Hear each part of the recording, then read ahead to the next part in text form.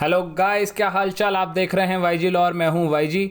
आज का हमारा टॉपिक है कॉर्पोरेट पर्सनालिटी और ये इम्पॉर्टेंट है इसलिए क्योंकि ये जूरिस्प्रूडेंस में लीगल पर्सनालिटी में आता है और इसलिए भी क्योंकि ये कॉर्पोरेट लॉ में भी आता है। कॉर्पोरेट लॉ का भी इंट्रोडक्शन में ये सारी थ्योरी पढ़ाते हैं, तो ये इम्पॉर्टेंट है सिर्फ एक सब्जेक्ट के लिए नहीं, दो सब्जेक्ट के लिए।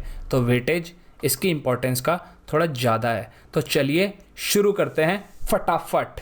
लीगल पर्सनालिटी के वीडियो में हमने देखा था कि मेन दो तरह के पर्सन होते हैं। एक होते हैं नेचुरल पर्सन, जो कि होते हैं ह्यूमन बींग्स, मतलब अपने जो बायोलॉजिकल ह्यूमन बींग्स होते हैं उनको जब लॉ में पर्सन का स्टेटस मिलता है तो उन्हें बोलते हैं नेचुरल पर्सन्स। और दूसरे होते हैं हमारे लीगल पर्सन्स। ये काफ़ी तरह के होते हैं, जैसे इंस्टीट्यूशंस हो सकते हैं जैसे कि चर्च, स्कूल वगैरह वगैरह, या फिर हॉस्पिटल। फंड्स एस्टेट यानी कि किसी की प्रॉपर्टी एस्टेट अगर वो किसी पर्पज़ के लिए काम आ रही है। ट्रस्ट फंड होते हैं किसी चीज़ का ध्यान रखने के लिए, किसी के फेवर में, किसी बच्चे के या कोई फॉरेस्ट के या किसी भी चीज़ के, तो फंड्स एस्टेट को पर्सन का दर्जा मिलता है। और जो आज का हमारा वीडियो का टॉपिक है कॉरपोरेशंस, ये सबसे इंपॉर्टेंट है।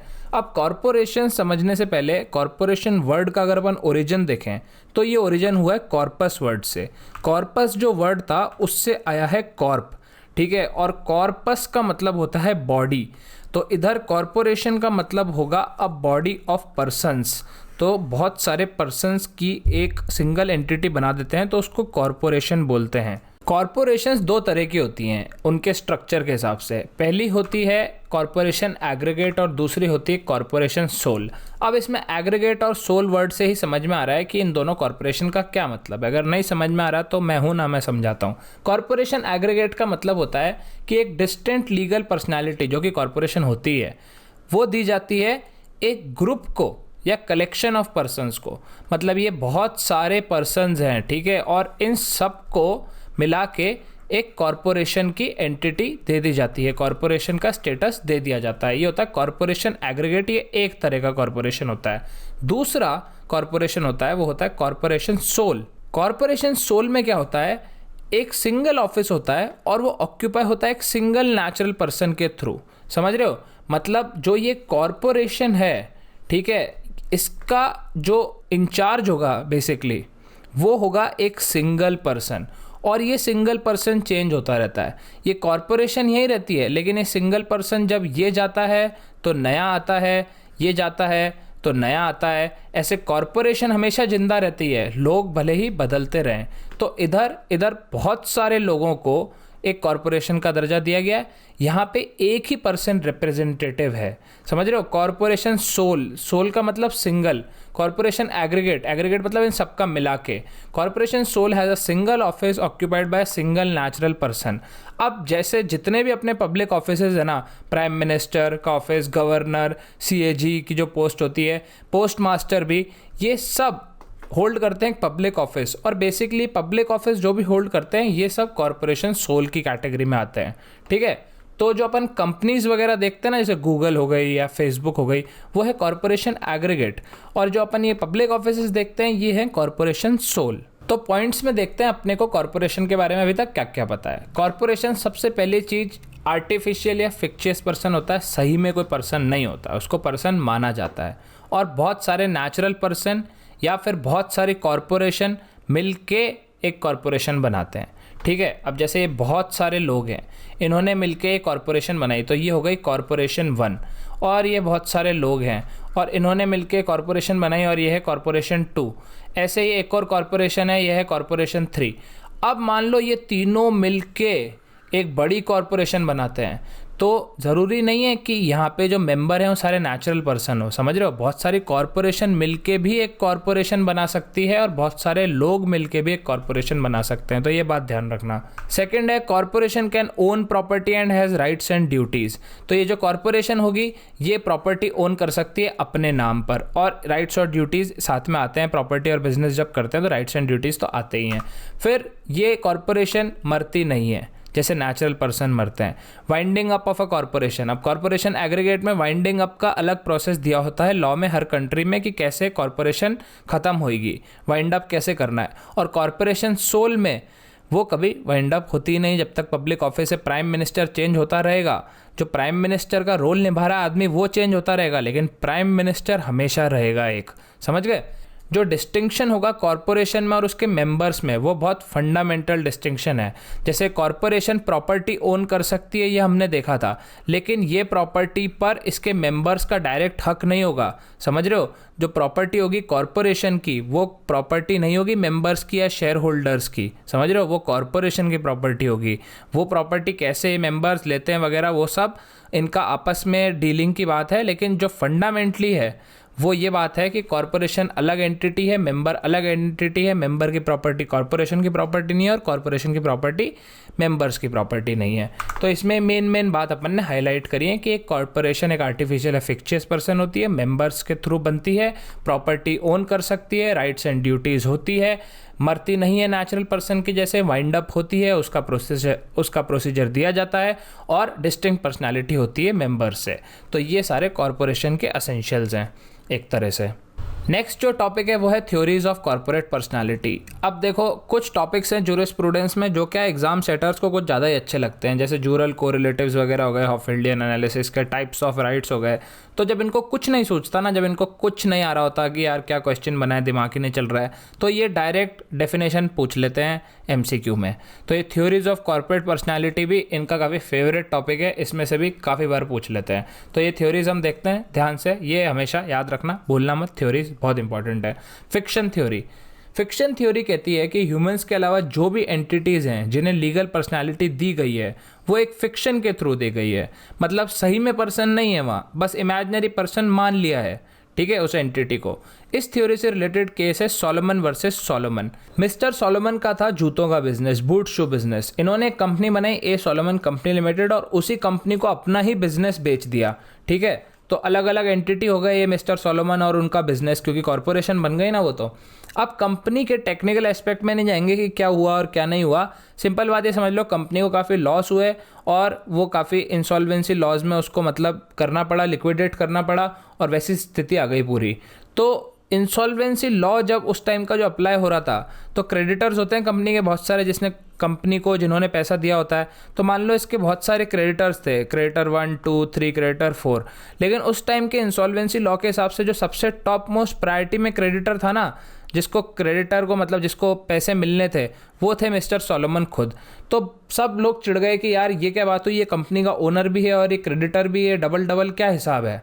तो कोर्ट ने इधर फिक्शन थ्योरी को यूज़ लेकर डिक्लेयर करा कि कंपनी और मिस्टर सोलोमन अलग अलग एंटिटी हैं। मिस्टर सोलोमन की इधर ड्यूल पर्सनैलिटी है कंपनी में, एज अ शेयर होल्डर भी वो हैं और एज अ सिक्योर्ड क्रेडिटर भी हैं वो कंपनी के।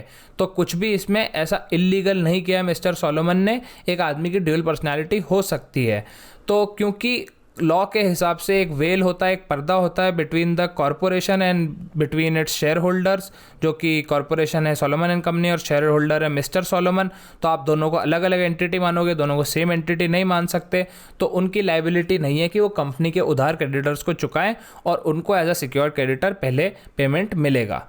ये डिक्लेयर हुआ था Solomon versus Solomon company limited में। इन्होंने यहाँ फिक्शन थ्योरी का साथ लिया था, मतलब यूज़ लिया था, जस्टिफिकेशन दिया था फिक्शन थ्योरी से कि ये एक अलग एंटिटी होती है, एक फिक्शनल अलग एंटिटी मानी जाती है कंपनी, इसलिए मिस्टर सोलोमन लायबल नहीं होंगे। ऐसा ही एक और केस है ली वर्सेस ली एयर फार्मिंग लिमिटेड। इसमें मिस्टर ली ही ली एयर फार्मिंग के सारे शेयर ओन करते थे, ठीक है, वही वाली बात हो गई सोलोमन जैसी। अब इधर क्या हुआ, इधर कुछ और हुआ। इधर जो ली थे वो उस अपनी ही कंपनी में पायलट भी थे, ठीक है, गवर्निंग डायरेक्टर भी थे कंपनी के, और कंपनी में चीफ पायलट भी थे खुद की कंपनी में। तो जब ये प्लेन उड़ा रहे थे तो इनकी हो गई डेथ, और ये पीछे छोड़ गए अपनी एक वाइफ और 4 छोटे छोटे बच्चे, ठीक है। अभी 4 बच्चे +2, ठीक है। तो ये 4 बच्चे और अपनी वाइफ छोड़ के गए। तो इनकी वाइफ ने क्लेम डाला, क्योंकि ये मतलब अपने जॉब पे मरे थे ना, एज अ पायलट काम करते करते मरे थे। तो वर्कर कंपनसेशन एक्ट में वाइफ ने क्लेम डाला। वही सेम इशू उठा कि ली खुद की कंपनी में वर्कर कैसे हो सकते हैं, क्योंकि वर्कर कंपनसेशन एक्ट के हिसाब से वर्कर को ही कंपनसेशन मिलेगा, ओनर को थोड़ा मिलेगा, और ली तो ओनर थे। तो इधर भी कोर्ट ने वही वाला लॉजिक लगाया कि कंपनी और मिस्टर ली अलग अलग एंटिटीज़ हैं, और मिस्टर ली ड्यूअल पर्सनालिटी में काम कर रहे थे। वो as the director of company भी काम कर रहे थे और as the chief pilot of the company भी काम कर रहे थे। तो दोनों पोजीशन पर आदमी एक ही था, लेकिन वो डिफरेंट कैपेसिटी में एक्ट कर रहा था। जैसे मिस्टर सोलोमन अपनी ही कंपनी के शेयर होल्डर और क्रेडिटर थे, वो अपनी ही कंपनी का एम्प्लॉय हो सकता है ली, तो ली को कंपनसेशन दिया गया। समझ गए? नेक्स्ट थ्योरी है कंसेशन थ्योरी। ये सेम ही थ्योरी है, फिक्शन थ्योरी के साथ ये अग्री करती है, बस डिफरेंस इतना है कि फिक्शन थ्योरी बताती है कि एक कॉर्पोरेट पर्सनालिटी होती है वो वर्क ऑफ फिक्शन होती है, वो रियल की कोई पर्सन नहीं होता। कंसेशन थ्योरी बस बताती है कि वो जो फिक्शनल प्रॉपर्टी, जो फिक्शनल पर्सनालिटी जो दी गई है कॉर्पोरेशन को, वो बाय स्टेट दी गई है। मतलब सिर्फ स्टेट के पास पावर है एक कॉर्पोरेशन को कंसेशन देके एज अ पर्सन एक्ट करने की परमिशन देने का। कॉन्सेप्ट सेम है। फिक्शन थ्योरी बस बताती है कि हुआ क्या, और कंसेशन थ्योरी बताती है जो हुआ उसकी पावर स्टेट से आती है। अब ये दोनों इतने सेम सी हैं, तो इनके जो सपोर्टर्स हैं वो भी सेम से ही हैं। Savigny, Salmond, Coke, Blackstone and Dicey ये फिक्शन थ्योरी के सपोर्टर हैं, लेकिन ये कंसेशन थ्योरी के साथ भी अग्री करते हैं क्योंकि सेम ही बात बोल रही है, बस सप्लीमेंट्री थ्योरी है एक तरह से। नेक्स्ट है पर्पस थ्योरी, जो कहती है कि लीगल पर्सनालिटी सिर्फ ह्यूमंस की होती है। Juristic persons are no persons at all. They are just subjectless properties which are meant for certain purposes only. ये थ्योरी इंग्लिश लॉ और इंडियन लॉ दोनों में अप्लाई नहीं होती है, क्योंकि दोनों ही सिस्टम में कोर्ट्स ने काफ़ी बार बताया कि कॉर्पोरेशंस आर पर्सन।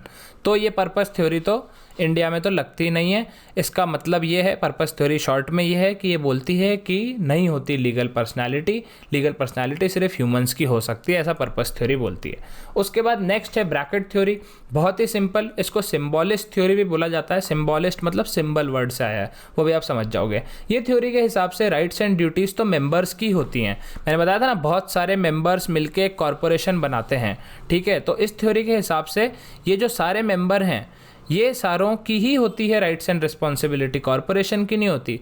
बस अपन अपने कन्वीनियंस सेक के लिए इनको एक ब्रैकेट के अंदर डालते हैं और इस ब्रैकेट को बोल देते हैं कॉर्पोरेशन। सिंबॉलिस्ट थ्योरी भी यही बोलती है। सिंबॉलिस्ट थ्योरी में बस ब्रैकेट की जगह सिंबल डाल दिया कि ये जो ब्रैकेट में डाला है इसकी जगह इनको एक सिंबल दे दिया।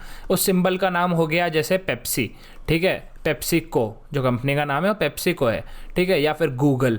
अब सिंबल है गूगल सिर्फ एक कॉर्पोरेशन का, असली में तो मेंबर्स ही है ना, उसके अंदर में मेंबर्स ही काम कर रहे हैं, मेंबर्स ही चला रहे हैं। कोई गूगल कोई सच्ची का प्राणी थोड़ी ना जो चल रहा है अपने आप, ठीक है। तो बस यही वाली बात है। ब्रैकेट थ्योरी बोलती है कि ब्रैकेट लगा देते हैं, या सिंबॉलिस्ट थ्योरी जिसको बोलते हैं मतलब सिंबल दे देते हैं बहुत सारे लोगों को एक, ताकि कन्वीनियंस सेक।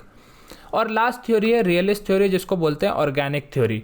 ये थ्योरी थोड़ी हट के बात करती है। ये बोलती है कि corporation in its real sense एक अलग एंटिटी है, उस एंटिटी के अपने खुद के राइट्स एंड ड्यूटीज़ होते हैं, मतलब ब्रैकेट थ्योरी से एकदम उल्टी बात। रियलिस्ट थ्योरी के हिसाब से law can not create entities. उनके हिसाब से मतलब ऐसा नहीं है कि बहुत सारे मेंबर आए और उन्होंने बोला कि हम कॉर्पोरेशन है और लॉ ने हवा में से कॉर्पोरेशन निकाल दी। रियलिस्ट थ्योरी या ऑर्गेनिक थ्योरी के हिसाब से जैसे ह्यूमन एक ऑर्गेनिज्म है, फिजिकल ऑर्गेनिज्म, वैसे ही कंपनी भी एक ऑर्गेनिज्म है जो रियल है। बस जो कोर्ट्स हैं, जो लॉ है और ये सब है, ये बस उसको रिकॉग्नाइज करता है एज एन एंटिटी। वो एंटिटी पहले से क्रिएट नहीं करता। रियलिस्ट थ्योरी के हिसाब से मतलब बाकी थ्योरीज के हिसाब से क्रिएट करता है स्टेट एक फिक्शनल पर्सनालिटी।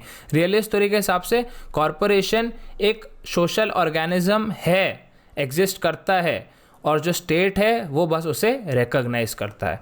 तो गाइज ये है पांचों थ्योरीज ऑफ कॉर्पोरेट पर्सनालिटी।